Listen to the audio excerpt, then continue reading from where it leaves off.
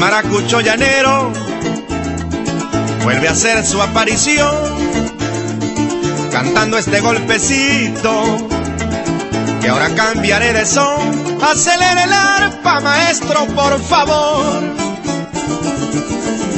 Sí, por favor, voy a defender lo mío, a mi gente y mi región, ya que en forma muy malsana se oye por allí un rumor del zuliano y maracucho.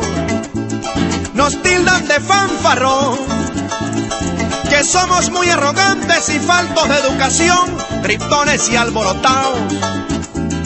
Dicen con mala intención, sin saber que los zulianos tenemos un corazón grande como nuestro lago, repleto y lleno de amor, y somos hospitalarios y amigos sin condición.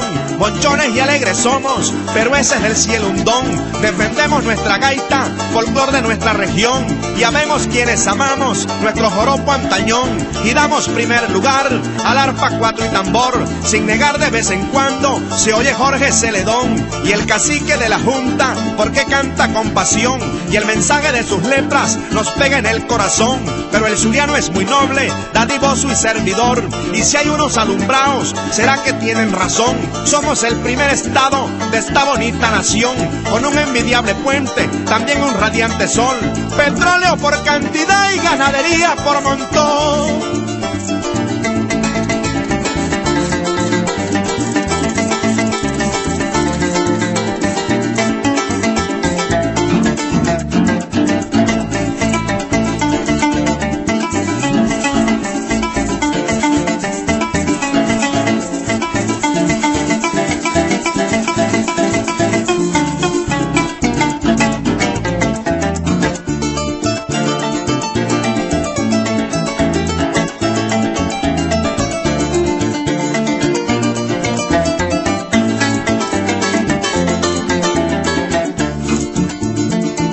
Sigue el negro maracucho, el dueño del vacilón, el que hace temblar al pitcher cuando se para en el home. También los copleros al pie del bordón.